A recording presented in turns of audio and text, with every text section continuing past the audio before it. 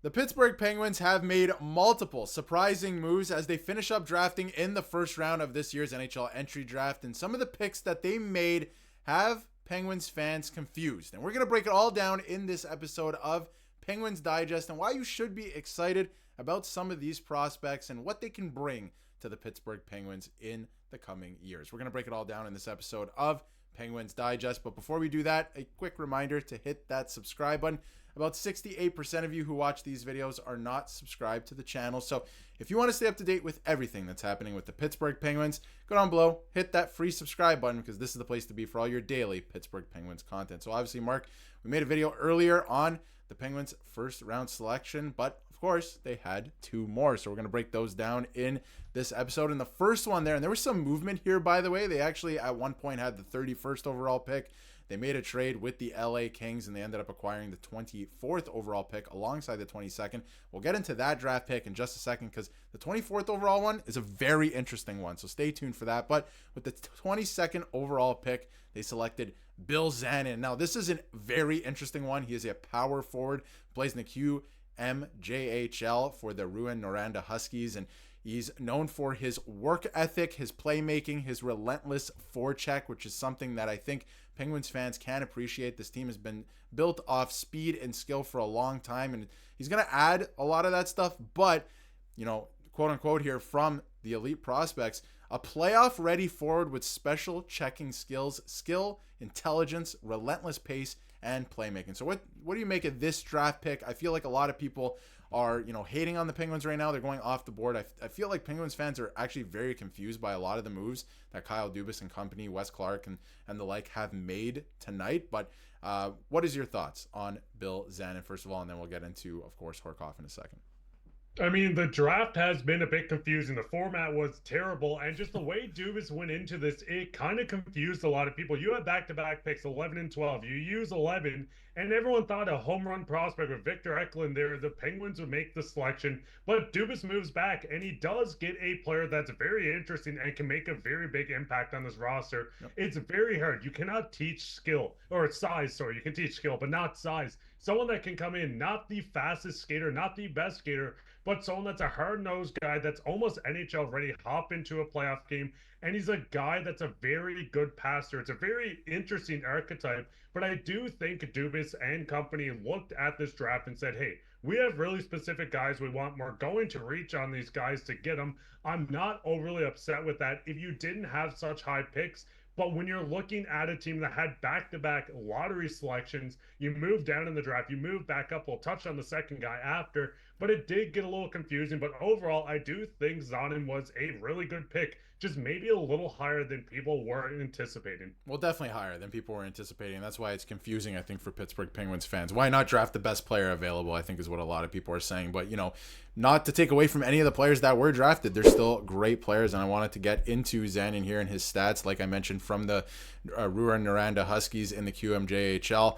He had 83 points in 64 games last year, and again, this is not the fastest player, right? His skating is probably his weakest skill set, is what people are saying, but just a big body who gets to the areas, the dirty areas, loves to do that, and can make plays. He's a great playmaker. So I think it's going to be very interesting to see, how he kind of fits into the future plans. And you did mention about, what the Pittsburgh Penguins are trying to build. I want to get into that in a few minutes as well. But you can see here from, a lot of different, outlets, bench rates, which is a great one, a lot of advanced analytics. They said that he's a versatile playmaker who can play wing and center, which I think is very interesting going forward, and move the puck perfectly and work hard without that one. He collected 65.6% of his points via assists through 3 seasons. So majority of his points coming through assists. And I thought this was interesting too. Projected chance of making and becoming an NHLer and making the NHL, 27%, which is not too promising if you look at it that way. But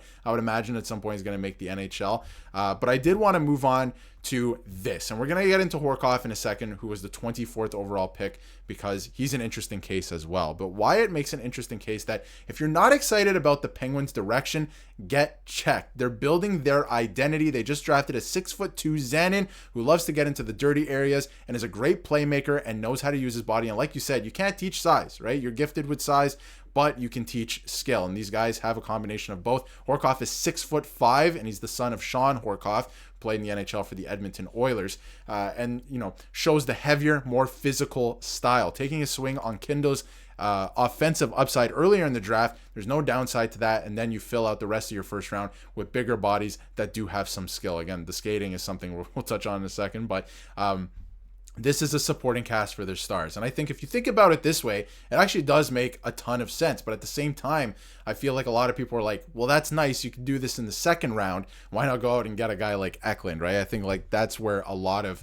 the backlash is coming from. But to throw it over to you, Mark, again, William Horov, the 24th overall selection in the first round. How do you feel about this pick? I mean, he is a big body. There's a lot of weaknesses in his game from what everyone's saying right now, but there are certain reasons to like him as well. I mean, looking into Horov and a bit of Bill, this is a situation where you look at the last two Stanley Cups won were by the Florida Panthers. They play a very hard-nosed, big, physical style, and I think Dubas is understanding. You can get a lot of these guys. You have a lot of young fast forwards in the lineup. You still have Sidney Crosby. Raquel is not young, but he's still a very high upside offensive guy. I think getting the physicality is very good, but I think you hit it on the nose when you said this is something you can do in the second round, third round, all the way through. You can get these guys. I understand Dubas really wanted them, but why not trade one of these picks for multiple seconds? Maybe you get one or both of them there. Yep. But I do think looking at this, if you look at this team as you have the 11th pick, 24th, and whatever other pick it was, this doesn't look bad. But when you're looking at this in the hindsight of having back-to-back 11 and 12, that's where it gets scary. But listen, get into Horov, 6'5", huge boy. We've seen him score. You can look up highlights. He might not be the best skater, but this is a big body. You cannot teach size. I'm going to preach that till the day I die. There is upside with this. You're going to get guys that are going to be very hard to play against. But once again, Dubas is making it very hard to trust him going into the later rounds with how he went into the first round. And no hate to these kids. I'm happy they got drafted. I hope they really do turn things around and make us look like fools by turning into full-line first-liners. But I am a little wary of what's next and what's coming for the Penguins. And I have to say, with Horov, not even specifically, with both of these guys specifically, obviously talking about the size and everything that comes with that, they're hard to play against, right? So that's something that a lot of teams are looking for in today's NHL, because the game is kind of going backwards. If you look at, 10 years ago, it was all about speed and skill and all that. And I feel like now it's going back to the way it was maybe in the early 2000s a little bit, where, it's more toughness and how tough are you and how hard are you to play against. And I feel like the Horov specifically, you can see here from Penn's prospects that, that's exactly what he is. He's a power forward who thrives on contact and makes his shifts count. He is hard to play against. He's fearless, shot blocking, his physicality, hockey IQ, high hockey IQ, and shooting ability. It just makes him really hard to play against. The other interesting thing in all of this is he actually knows Dan Muse, the new head coach of the Pittsburgh Penguins, from their time together at the U.S.